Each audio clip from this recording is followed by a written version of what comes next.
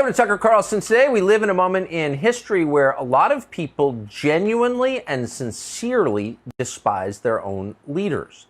They don't trust them. They don't believe their leaders are acting on their behalf. They don't think their leaders are competent. They don't think their leaders are decent people.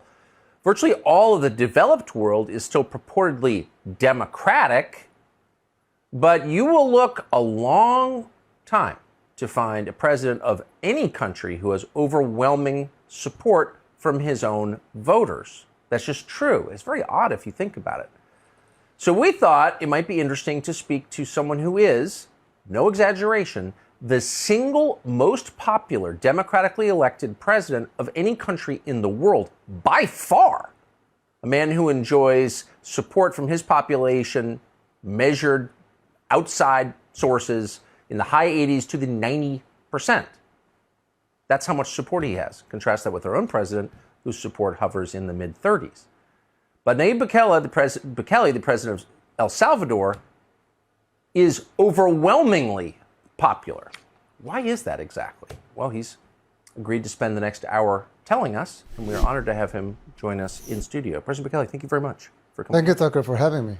So I'm going to just ask you the obvious question, why you're so popular, but let me just give you one guess that I thought. We had dinner last night until 1 a.m. Here in our barn, and I was talking to our producers after the dinner, and you're not the first head of state that we've talked to or had dinner with. You talked less about yourself than any politician I think I've ever eaten with. So I don't know if that was a pose. You kept it going for like 5 hours, which was impressive. Maybe because you don't make it all about you. Maybe that's one of the reasons you're so popular.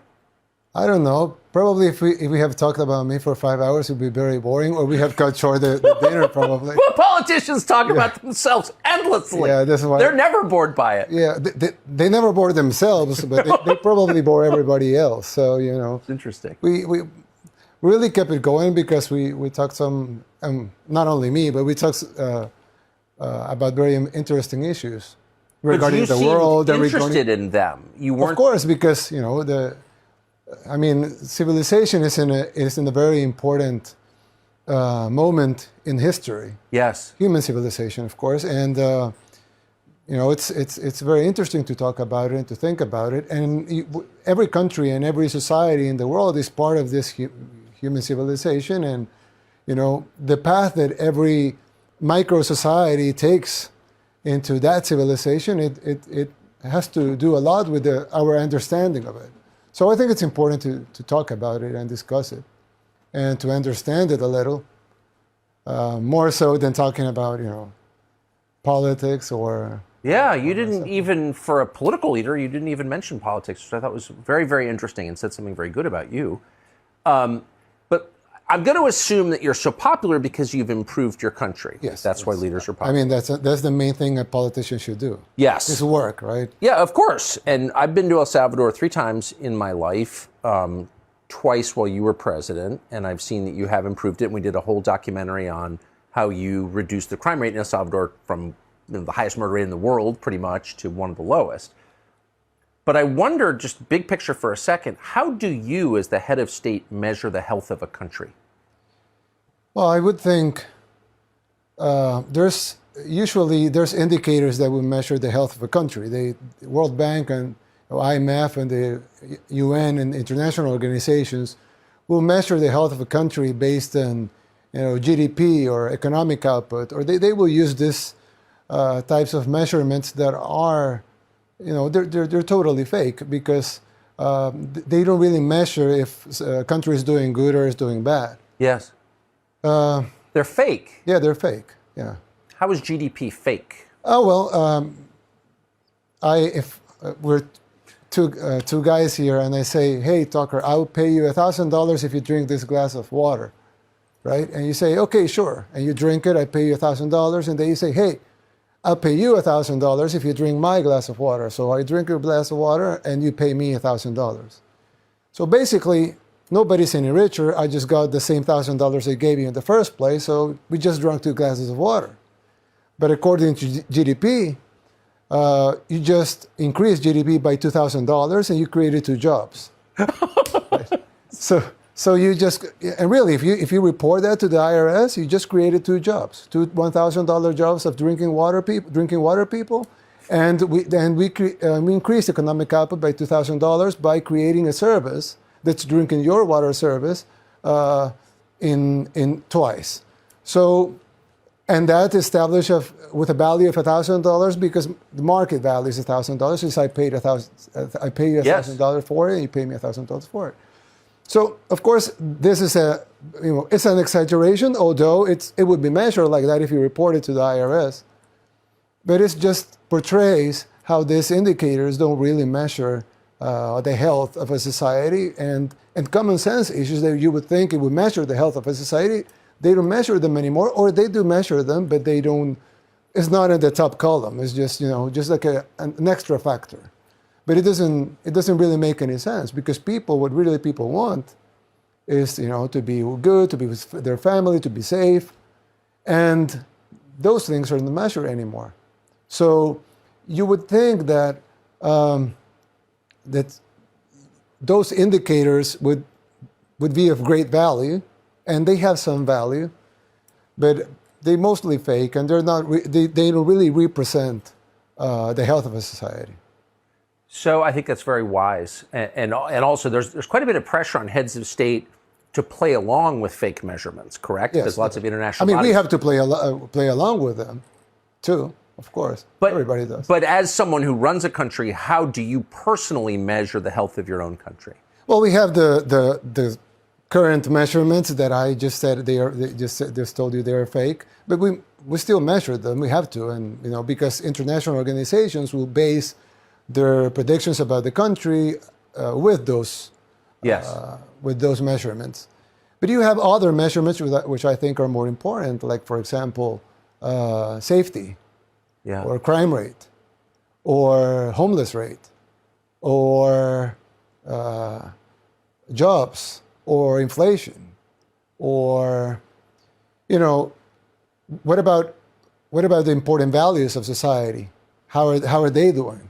Yes. For example, right now, the whole world economic system is trying to destroy some of the values that are more important to human beings. And not only to human beings morally, but financially. For example, savings.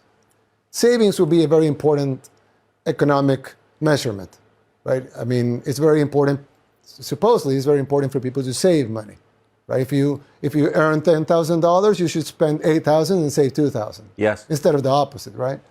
Spend $12,000 and $2,000.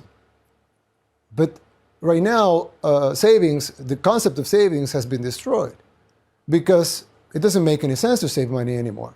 Because if you save money, let's say if you're in the 80s and you saved $50,000, which you could buy a house with at that time, and right now with $50,000 you can maybe change the floor. Yeah. So if you saved $50,000, then you have been robbed of 90% of your money now, because you could probably buy a house in the 80s that was maybe worth $600,000, $700,000 right now. So you were robbed of your money, and by the system, with devaluation, with inflation, yes, with printing more money, with no, they say the Federal Reserve is nothing federal and has no reserves, right? So they do print more money, and they rob you from your wealth and from your savings, and that's immoral. But it's not only immoral, but it also destroys some basic economic principles, like, for example, saving, or your pension. I would guess you're very fluent in the American dream. Yes. You work hard. You can buy a home, send your kids to college, and have a good retirement. But now, if you save for retirement and you saved all your life, maybe for 40 years working, now you come into age and say, well, now my savings are not enough to sustain me, and that's because you were robbed. So, and you were legally robbed. So then those types of measurements, which are not only not measured anymore, but are also being destroyed, the fundamentals of them. So it's hard to to try to fix a society where the system itself is trying to destroy the basic fundamentals that make a society successful. And you would guess what's the purpose on it. I really don't know, but I don't have any proof of their intent, but I mean, it's very clear, and there's proof of what they are doing. So, obviously, you're opposed to crime. Yes. You've been very tough on it. You lowered the crime rates in El Salvador. So no one's excusing crime. On the other hand, if I walk into a liquor store or a bodega and hold it up with a gun and steal $3,000, I go to jail, and I should. Yeah. But if I devalue the U.S. currency and make old people penniless at scale, I don't go to jail. No, you don't. It's like, imagine if you go, let's portray a movie example, like a bank robbery, right? These guys go into a bank, they go in with guns, they steal all the money in the bank, the whole vault. I mean, they open the vault, they get all the money within the vault, they take it, they don't leave a penny in the bank. So you will say, oh, this bank robbers, they robbed the bank, right? But you know, a bank, I mean, any bank will have, I don't know, let's say $500 billion, one bank, right? Yes. They can have $500 billion. Total assets. Yeah, total assets, $500 billion. Now, they are only required to keep $50 billion in assets, in liquidity. Yes. The rest can be, you know, in loans, real estate. They can have the other money invested, right? Yes. Mostly in loans to their clients. So the bank only has 10% liquidity, which is $50 billion. Now, out of those $50 billion, 90% of it, it's online. I mean, it's zeros in a screen. Yes. It's not really cash, right? Yes. Bills and coins. So you would think maybe, 10% of those 50 billion, they have it in cash. Yes. That would be a lot, but let's say they have 10% in cash, in bills and coins. So that would be 5 billion. But if this, this huge bank has, let's say, 200 branches. So they have, offices all over, in Florida, New York, in California. They have branches all over. So they will have, 2.5 million? That would be, like 500 billion, 50 billion in assets, 5 billion in cash, and then divided by 200, that would be 5 times 5, that would be like 25 million per bolt. Yeah. But that would be 10% of 10%, that would be 1%, and then this will be like 0.1% of 1%. That would be the equivalent of the bank robbers, what the bank robbers took. So they would take 0.1% of 1%. Let aside that they would have insurance and they would get all the money back. They just robbed the bank out of 0.5% of 1% of their net worth, of their assets. They will go, rightfully, to jail for 20 or 30 years. But if the Fed prints $10 trillion out of thin air because there's no reserves that would, support this new printing of new money, they will just rob you of, 20% of your savings, of all human, all people they use as dollars, including all Americans, including all Salvadorans, by the way, because we use the U.S. Dollar as a currency. They will not pay a penny or a fine or anything because it's a legal theft. But it's a crime anyway. Well, it's a moral crime. It's a moral crime. It's not a legal crime, and that's why I think there's civilization changes coming, just because people that's been happening for quite a while now, yes. Probably since the 70s. But right now, people are starting to waking up and seeing these things and saying, "Oh, hold on, I maybe don't want to be on board these things," and of course they don't want to, I think it's probably a new economic system is on the works, and it's going to be messy because you will have, you know, the Western powers with one economic system. You will have probably the BRICS with another economic system. And look, the BRICS are growing, and they'll probably be more than half of the GDP soon. Not only because the countries are growing itself, but they are inviting Saudi Arabia, Egypt, Nigeria, Argentina. So if you add up all those up, it will be above 50% of GDP. So they'd be the greatest economic power. And they will try to do an alternate economic system. I don't think people that don't want the Fed to devaluate are going to go to the other system, because it's not, it's not attractive for them to change from the Fed to Russia. It's not, right, or to the OPEC plus. It doesn't make sense for them. But you will see more and more people in the West, or what we call the West,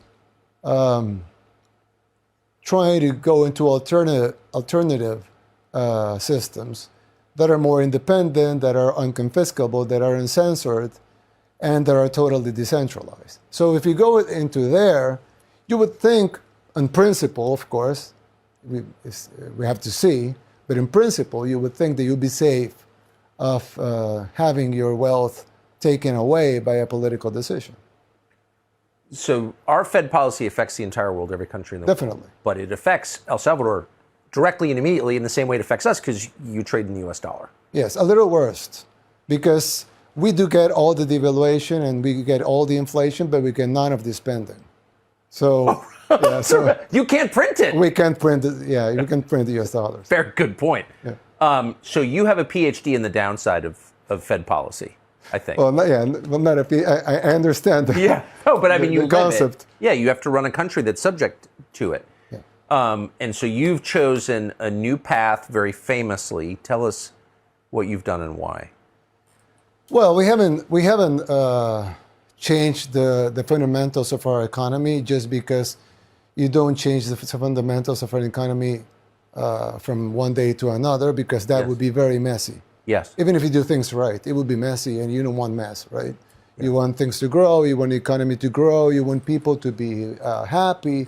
You don't want people to, the economy to do well. You want your country to do well. So we're doing small steps to change some things and to give people different options. We're not changing everything right away, but we're giving people different options. So we made Bitcoin legal tender. We're the only country in the world where Bitcoin is legal tender. I mean, Bitcoin is used all over the world, even in countries where it is banned, just because you can't ban it. I mean, it's uncensorable. You can't, even if you want to censor it, you can't.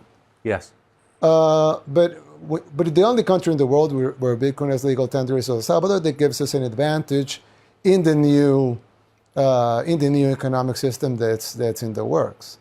And we have had some benefits from it. We have increased tourism by 95%, and that's in part because of Bitcoin. There's a lot of Bitcoiners that want to go to the only country where Bitcoin is legal tender. We have Bitcoin conferences, etc. So we're getting a lot of tourism for it. We're getting a lot of private investment also, because there are some people escaping, the censorship, or they're trying to escape the laws, trying to ban this new technology. So they go into countries that are more open to these technologies, and of course they would go to a country that is not only open, but has actually embraced the currency as its own.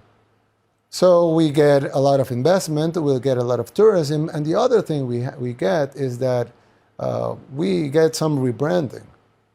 Because El Salvador, if a lot of people don't know anything about El Salvador, but if some people know something about El Salvador, it would be bad things like MS-13, yes, right, or the Civil War in the 80s. Of course.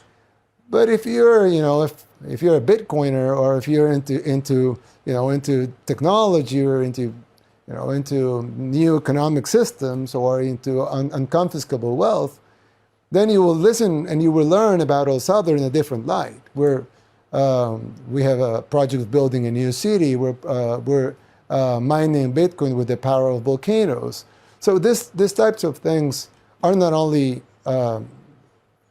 projects that are very important for the development of our country, but they're also a rebrand. It's also a rebranding. A rebranding that will probably cost hundreds of millions of dollars, and for us it will cost nothing because it's just, you know, making bold and good decisions, and people will like them. So people will like them, but then, I mean, our current economic system has a lot of stakeholders. Oh, they hate it, yeah. They hate it. Who hates it? Well, the IMF, you know, the World Bank, the Fed, and some of the, most of the, if not all of the economic publications, you know, you name it, you know, Bloomberg, CNBC, Financial Times, Forbes, you know, we have got a lot of bad press and, you know, fake news and FUD, like FUD, like, you know, Bitcoiners call it, from this financial publications. They will print lies. But, you know, there's something special about lies, is that they don't last they don't last long. So when people realize that these things don't make any sense, or they see from themselves the difference, like you, for example, you have gone 3 times to El Salvador in different in different times, and so they see things into a different light, and they see reality. So, you know, reality always imposes itself over lies, just because it's real. So it's easier to uphold it, or it's easier to show it or to demonstrate it's true. So we're taking some heat, but if you look a little back, they didn't care about us before.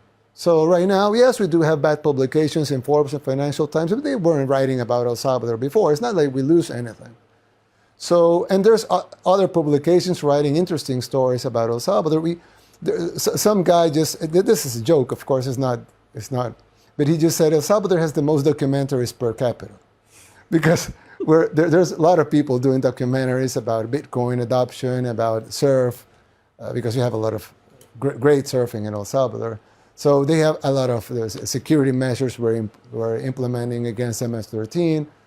So we're getting a lot of good press, and we're getting bad press too. But the guys printing the bad press didn't write anything about El Salvador before, so it's not that we're losing their audiences, and also their audiences are diminishing. Right. Because they're not even.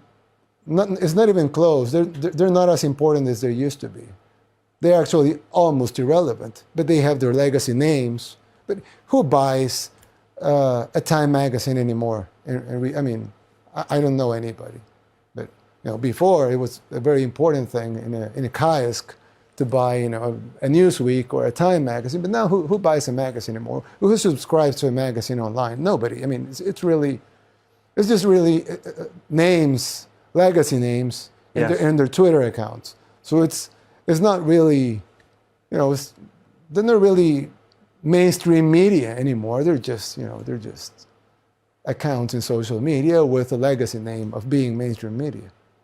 And you don't seem to care what they say.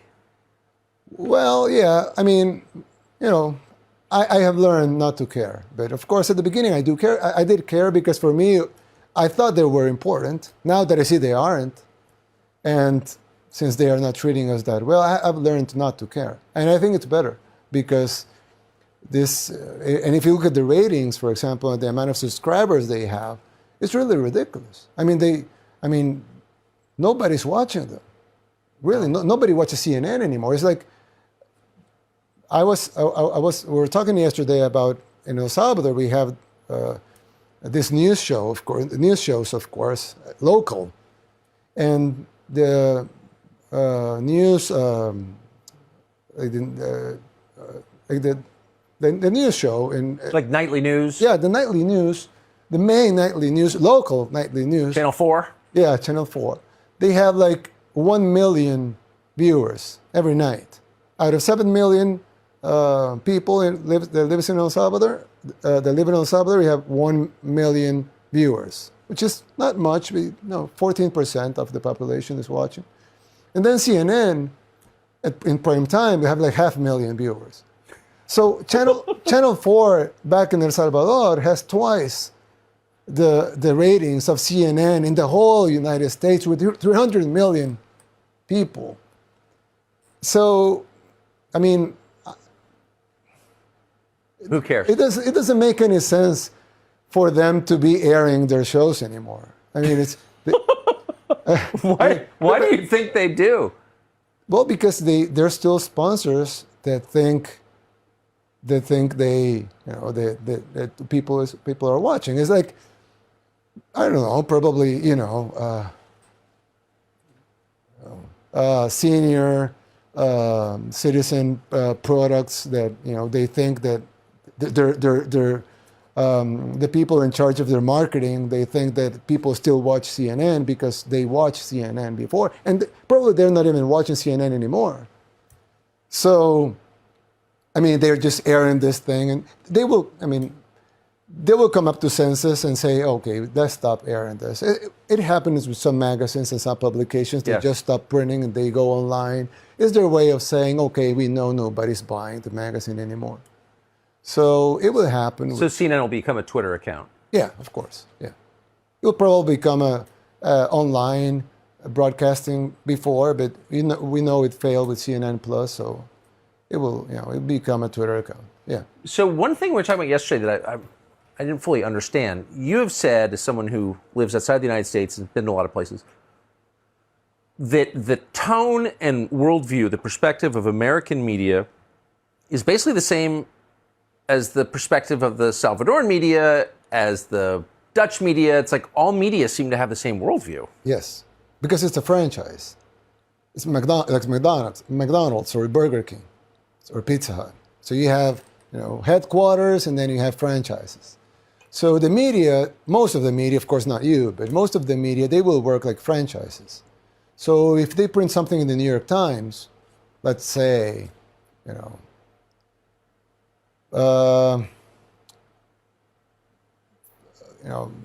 something about the war in Ukraine. So they will print something in the New York Times, but it's the same thing you'll find in Mexico. It's the same thing you'll read in Brazil. It's the same thing you'll read in Argentina. It's the same thing you'll read in Africa, in any country in Africa, in Europe, and it's the same thing. It's the same articles with some twitches, some different wording, different language, of course. But it's at the end, it's the same line, the same narrative, the same propaganda, because they are franchises. So they will work as franchises. They will be real independent media, like you, for example. But most of them, they're not independent. They just they have to be and respect the narrative, or they will be ousted from the group, and that's death for them, because they survive because they're in this worldwide franchise of the mainstream media, if we want to call it mainstream media. So that suggests that like economic measurements, it's all kind of fake. Well, most publications will always be propaganda. That's what always happens. Not now. Since the beginning of media, yes. The concept of media, it's propaganda. That's the concept of it. Of course, like everything, you would have exceptions, but that's the concept. It's like the concept of pharmaceuticals is that you're sick, so they can cure you of your disease, right? If everybody is healthy, then there's no business in having a pharmaceutical company, right? Yeah. You need people to be sick. Yes. Right? That's the concept. Now, of course, there will be good pharmaceutical companies and good pharmacists. Of course, there's good people everywhere, there's bad people everywhere. But the whole concept, the notion of having, it's like, if you sell weapons, you need wars, right? Why would you sell tanks and missiles if you don't have wars where you can use tanks, right? You Right. cannot use tanks to go and hunt deer, right? You have to use tanks to go to war. So you need wars so you can sell tanks. And so the concept of it is like that. So the concept of media is propaganda. That's the whole concept, to try to control the minds of most of the population with the narrative, with the official narrative. That's why you would see most of the media always goes with the same narrative and will try to outcast anybody that doesn't have the same narrative. Like they try to outcast you because you have the same narrative as That's true. As the mainstream media has. That's why they hate you, because you have a lot of audience and you shouldn't. people are watching you, but you shouldn't. They shouldn't be watching you. They should be watching the mainstream media propaganda. That's the concept. Yes. So it has been like that since the beginning. But the difference today is that people are more interested in what's really happening. And we have social media now. So once you have something that's portrayed wrongfully into in the BBC, for example, before people watching the BBC, they just watch it. But now they will tape it with their phones, they will upload it to social media and say, look at this is fake. And people will start, it will become viral. And even if then, so social media starts to take down the videos and try to ban what the videos say, because it's an infringement of their policy or whatever. They try to control, still they try to control it, but it's very hard because people are hyper-connected, and that has bad things, of course, but it has a good thing. And the good thing is that it's very hard to sell lies to an entire population that is so interconnected that they will spot lies right away. It's like if you say, oh, there's a protest in right now in, I don't know, Nigeria. And people in Nigeria will say, no, I'm here and there's no protest here. It's very hard. Before it wouldn't be like that. No, how would you know? Yeah. People would just eat the propaganda. Now people will question the propaganda. They will ask if this is true, whether this is true or false. They will contrast it with other information. That's probably other propaganda. But then you have two different propagandas. You will contrast them and see the differences. So that's part of the demise of mainstream media, is that not only technology has been giving people with millions of other options, but also people are saying, why would I pay for a content that is not worthy of my buck? I mean, why would I subscribe to read the Washington Post, for example, if I know it's pure propaganda? Why would I do that? I mean, it doesn't make any sense into a consumer's point of view. Yes. So that's why I just think that all mainstream media it's on demise, and they know it. That's why they're so. But I mean, what you're describing though is a technological reality that doesn't just undermine media but government too. Definitely, yeah.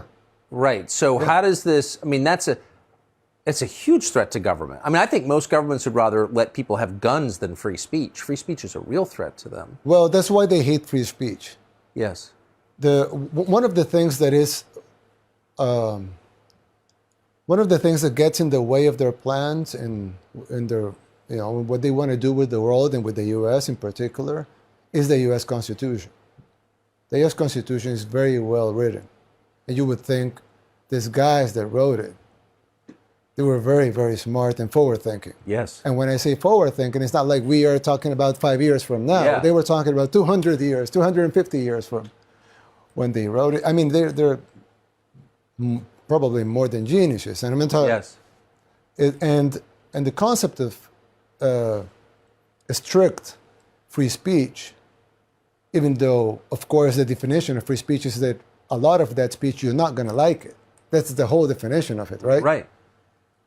But the problem is that now with social media and with hyperconnectivity and everybody having a voice, now they want to ban free speech because now they can't control the narrative like they did before. So now they want to ban free speech, and you have world leaders come up to stage in the UN or everywhere, and they would say, oh, to protect free speech, we must censor some free speech so we can protect the rest of the free speech. Yeah, I'm not making this up. I'm summarizing what they said. So you would think these Western leaders of democracies, they would be promoting free speech like they did 50 years ago, but they're not promoting it anymore. And you would have people, you would have presidents being banned from social media right here in the United States. I know. While they are sitting presidents. I mean, just imagine the concept of banning, even if you don't like what he's saying, that's the whole point. Doesn't matter, right? Doesn't matter. In fact, it matters. You must, the true test, if it's you will allow the free speech of someone you don't like, saying something you don't like. That's the whole, that's the proof, right? So, but just thinking of the concept of banning the free speech of a president, of a sitting president of the most powerful country in the world, shows you that the real powers now are way above the U.S. government power. Yes. So the guy, he's not in charge anymore, but the guy that was in charge of the U.S. government wasn't able to speak because he was banned from all platforms and social media platforms, of course. And that happens while he was a sitting president. So that will tell you about how scared they are about free speech. They hate it. They hate free speech. They hate the Second Amendment, for example, because how can you control so heavily armed population, right? So I mean, the Constitution, it's the U.S. Constitution. It's between them and their plans, but they are acquiring a lot of power that it's supranational. So the U.S. Constitution, it's a national thing. So since their powers are supranational, let's say Facebook or Instagram or TikTok, their powers are supranational. They don't have to abide by the U.S. Constitution. They do whatever they want. So these are not the owners of the world. These are just operators of some businesses. So this will give you like a hint of the size of the power that it's behind the things that you're seeing happening here in the U.S. or all over the world, things that don't make any sense for citizens, for families, for the country, for the well-being of human beings, for liberty, but for democracy, for free speech, for your real and basic human rights. But it makes a lot of sense for them. So it sounds like if the leaders of individual countries are making decisions that are not in the interest of those countries, they hurt the countries they lead, that maybe their greater interest is in something beyond their countries. Yes, definitely. Definitely, yeah. I don't see another rational explanation for that. Yeah, it's the only rational explanation. And that's why I tweeted one time that the USA is too powerful to be destroyed from the outside. Actually, geographically, nobody can invade the U.S., the United States. Nobody. I mean, even if huge armies will collude and want to attack the U.S., it's impossible. I mean, you have to cross all the ocean, all the Pacific Ocean and all the Atlantic Ocean just to get to the shore. I mean, it's impossible, right? And the U.S. has military bases, so it's impossible. So the only way the U.S. can fail, and this is not my my analysis. This was made by presidents before, by U.S. presidents before. The demise of the U.S. has to come from within. Right? The enemies have to be inside, not really outside. No external enemy can cause so much damage as internal. It's an internal operation. You're watching internal operations here. You can see them in cities that were pristinely beautiful 30 years ago are wastelands right now. You would see people. I mean, I'm from El Salvador, a third world country in Central America, and myself, I can see cities here and say, I wouldn't live here. So that would be unthinkable 3 decades ago. Totally unthinkable. That a Salvadoran wouldn't want to live in a U.S. city, in a U.S. main city. I mean, Los Angeles, San New York, Francisco, Chicago, yeah. Well, Philadelphia, Baltimore. When you look how the cities are eroding so fast, this has to be by design. I mean, who would make so many stupid decisions? Like, okay, we're gonna give you money for drugs. Really, they're doing that. In some cities, they're giving people drugs. I mean, they're literally giving people drugs in some U.S. cities. Or they say, okay, we're gonna give you money if you don't work. Or we're gonna, they make all of these laws that make no sense. Or if they have a high crime, okay, I have a solution. Let's defund the police, right? They make this analysis here. And you see all these campaigns, defund the police. You will see these campaigns of, let's allow shoplifting up to this amount. They make these decisions openly. I mean, it's not even a secret. They make it. They make them openly. And we all know what would be the consequence of it. It's like, I always use this example. I know the U.S. Grows a lot of corn, but in El Salvador we do grow some corn and we also grow beans. So I always make the example that you can either plant corn or you can plant beans. It's fine, but you cannot plant corn and expect beans to show up, or you cannot plant beans and expect corn to show up. So if you plant a defunding of the police, allow for shoplifting, give drugs to drug addicts, give money for people to stop work, what would be the consequence of it? You will destroy the society, you will destroy the city, you will destroy the economy. And it's not only a logical thing to think, it's already happening. And when they see more problems, they say, oh, so we need more of the same solutions that caused these problems in the first place. And they enact more of them. So they have more problems. And they enact more of the same solutions that cause those problems. They have more problems. So you would think these people, they can be so dumb. Of course they're not. They're smart. They're very smart people.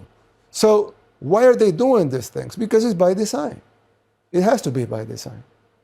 There's no other logical explanation. Certainly defund the police and giving drugs to drug addicts. I mean, you're trying to destroy things. Yeah. But there's no other explanation. But why? Because, I don't know why. I mean, there's some things I know because they're there, like what we just spoke about. I mean, yes. It's not like, it's not private or secret information. Everybody that wants to know, he knows because it's there, it's public, it's, verifiable, people can look it up. So if you ask me why, that I don't know, because it's not public, it's not verifiable. You cannot just look it up. So I don't have an answer. I could make my guesses, but it would be an uneducated guess at best. So it's very hard to know why. Some of this stuff seems like it's the result of generational affluence. I'll guess that. I mean, people stay rich long enough, they get decadent. I think we see that in families, we see it in countries. Your country's gotten a lot more prosperous. I mean, your country had this horrible civil war. Yeah. A huge percentage of your population left and came here in other countries. And now people are coming back. So your country's getting richer. Are you worried that these kinds of problems, this sort of social chaos, will come with the fact you're getting richer? Well, no. I mean, yeah, I understand the concept of, hard times create strong people create good times create weak people create bad times. Yes. I understand the concept. I don't think it's that simple. I guess to make the question a little more precise, there are NGOs, international agencies, governments that push these policies on weaker countries. Yes, they are pushing it very hard. Right. Yeah. So how do you resist that?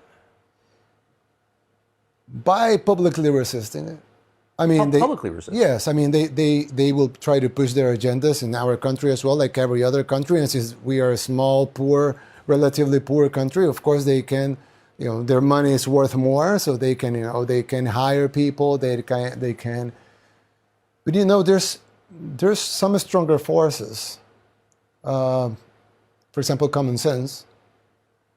Most people, most politicians will think of their people as, having no common sense, or they have to shove their agendas down their throats just because they're in power. But that doesn't really work, does it?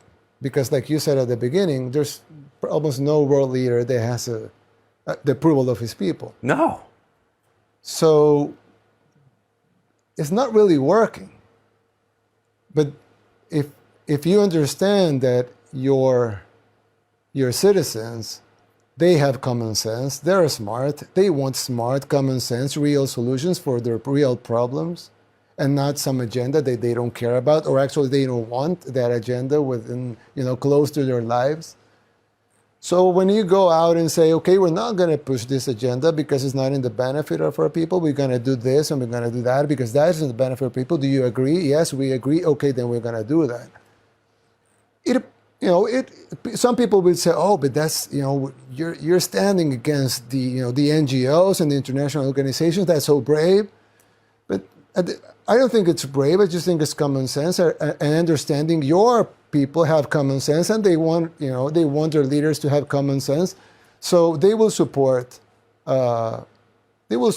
you standing up against those things and actually doing the things that they want you to do, and not the things that the NGOs want you to do because they don't want them.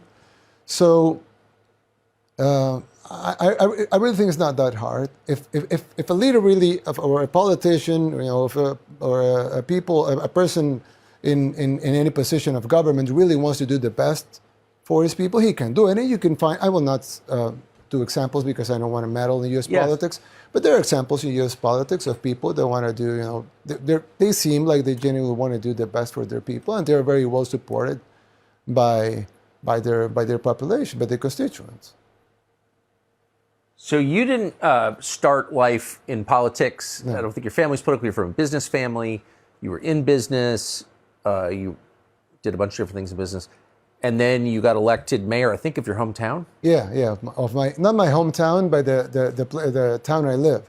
The town that you live. Yeah, I live in a small city in the outskirts of the capital. Yeah, it's called Nuevo Cuscatlán. I was mayor there first, and then you're mayor of the capital city. Then I ran for mayor of the capital, and then I was ousted by my party, which was one of the two main parties. We had a bipartisanship, like in the States. Yes. We had a bipartisanship over there. I was ousted. I was kicked out from my party, and for criticizing its leaders. Yes, definitely. And we made a movement out of common folks. We got the signatures. We made a new party. We won the presidency in 2019 with 53% of the vote, which was considered, for us, it was a wow, because we just destroyed bipartisanship in the two-party system in El Salvador with a 53% of the vote. But now, when you look back, actually 53% was only half the people. So yeah, we had enough support at the time. We thought it was a lot, but now we see it was only half. But we've been working ever since, and I know people seem to like what we're doing. Well, yeah, you're the most popular elected leader in the world by far. You've had credible approval surveys putting you over 90%, which really only exists when you hold guns to people's heads. So and you're not. So it's an amazing thing. What's surprised you about politics now that you're running a country? What were you shocked to learn? The scale of corruption. Yeah. I would when I was a kid, I would watch politics in my country, of course, in other countries, in the U.S., in the world, and I always thought that Latin America, everybody knows Latin American countries are filled with corruption. It's like very corrupt. Yes. Political system. It has and not only Latin America. We saw the president of Afghanistan fleeing his country with a plane with like $100 million in cash or something like that. He had trouble getting off the tarmac. Yeah, because he was carrying gold. He was carrying gold and diamonds. Yeah. So this politics in the third world, they're very corrupt. Everybody knows that. Latin America, Africa, some Asian countries, they're very, very corrupt. But I thought that, the first world or, the developed world, they didn't have corruption within their political system just because you have checks and balances. Yes. You will have, investigative agencies that will go after. I mean, if a president flies in his plane with $100 million in cash, you won't see that in the States. I mean, no U.S. president has ever flown in a plane with $100 million in cash. I would bet. I mean, I don't know, but I would bet no U.S. president has. I would bet that too. Yeah.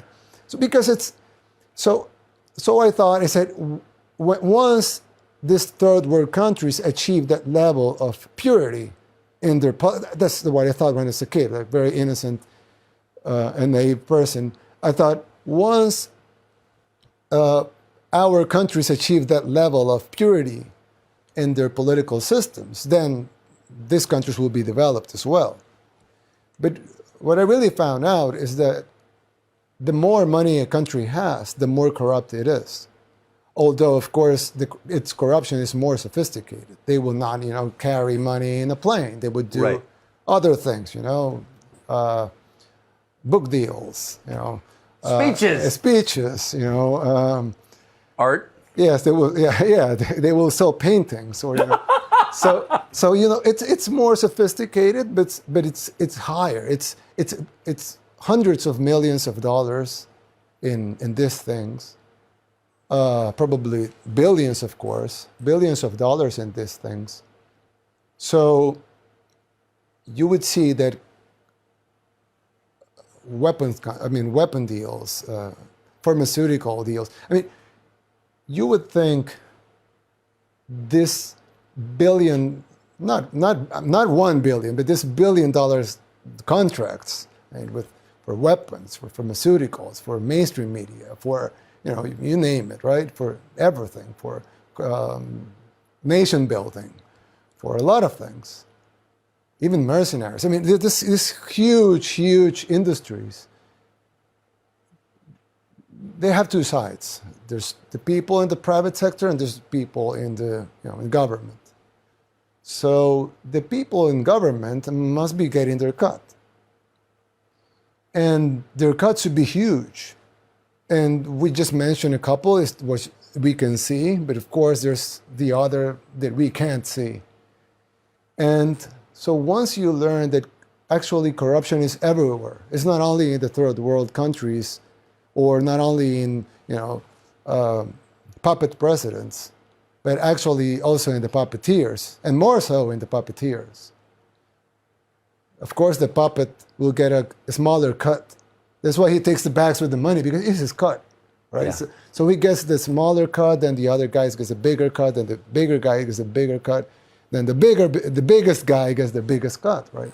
So once you understand that most of the political system is corrupt, then you understand how you should behave in front of that corrupt system, knowing that, of course, you're not corrupt and you want to fight it, but you don't have the strength to fight it. But at least you can keep your people safe from it, and you can do the best you can from your work and try to stay safe. I think that's enough in Can you stay? I mean, I wonder about that. I mean, I agree with everything you just said, and I grew up thinking that problems like corruption or political assassination, these were all features of Mexico. Yeah. Right. I don't think that anymore. But the fact remains, you are out of step, not on the small things, on the big things, like monetary policy, what our economy should look like, and what democracy is. You're out of step with, some of the biggest players in the West. So does that make you concerned at all? Yes, it does. But, I think part of it is staying safe. I mean, we never know. God knows, what will happen. But part of it staying safe, it's come out in public and say the things. Yes. It's harder.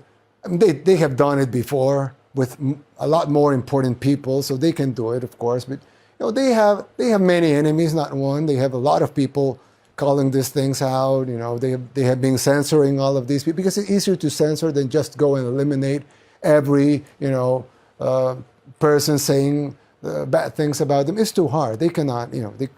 So a part of staying safe, I think, is going public, being transparent, and being, you know, say the things that you know and you want to say, and that you think that they must be said. And I mean, they haven't done anything to you, and that's because, you know, you're saying the things you want to say, and it would be too expensive for them. It's cheaper for them to smear you, to say bad things about you, to have people think that you're a bad person, which you're not. But it's easier for them to do those things. Go and straight and eliminate you, that would be, you know, too messy, and it would probably be against their own plans. So I really think one way to stay safe is being true to yourself and saying the things out loud, so people can, you know, listen to them, make their own decisions about it, and know what you stand for. So it would be a little more expensive for them to eliminate all opposition in front. You have to kill a lot of people. Exactly. Last obvious question, but since we do have so many Salvadorans living in this country, how many Salvadorans live in the U.S., do you think? 2.5 million. 2.5 million. That's a lot. Yeah. And they, at least according to the polls, agree with you. Yes. Yeah. That's really interesting. Like, how did we miss that? How do we miss that all these, at least speaking for myself, I agree with you. So I didn't realize that we had millions of Salvadorans here, legally and illegally, who agree with you and me. Like, when did that happen? Well, I think, you know, there are things that probably some Salvadorans won't agree with you or me. Yeah. But, you know, there's fundamental human values that are universal. And there's a reason why they are universal. If you're a believer, you would say God. I would say God myself. If you're not a believer, you would say nature, the universe, you know, the order of things. So there are things that are universal. And these concepts that are logical, universal, they have been like that for all of civilization. There's a huge, I mean, the system or the ones in power, they want to change that. They want to change these universal concepts that are very strong within everybody. So even though, you know, a Catholic might think different than an evangelical Christian, for example, they will have some of the same principles within themselves. You know, like, you know, you pay your debts, you take care of your neighbor, you care for your family, you protect your family, you know, you raise your kids. There's some fundamental values that are very important. You protect your wealth, your saving is good. You know, we can go on for hours. Yeah. You know, there's very fundamental values, like stealing is bad, killing is bad, you know, raping a child is bad. But, you know, there's even, you know, movements about that. So with those fundamental values that are so dear to most of the people in the world being under attack by the elites, a lot of people are saying, hey, this guy, he's in a very good position, but he's not a member of the elites. Actually, the elites hate him, in your case, right? And he's saying the truth. He's saying the things I believe are true. So I agree with him. So sometimes you would find support or people that agree with you in places you don't expect it, just because we're all human beings and we all have the same values. Amen. Mr. President, thank you for spending all this time with us. Thank you, Tucker. And what a way to end. I appreciate it. Thank you.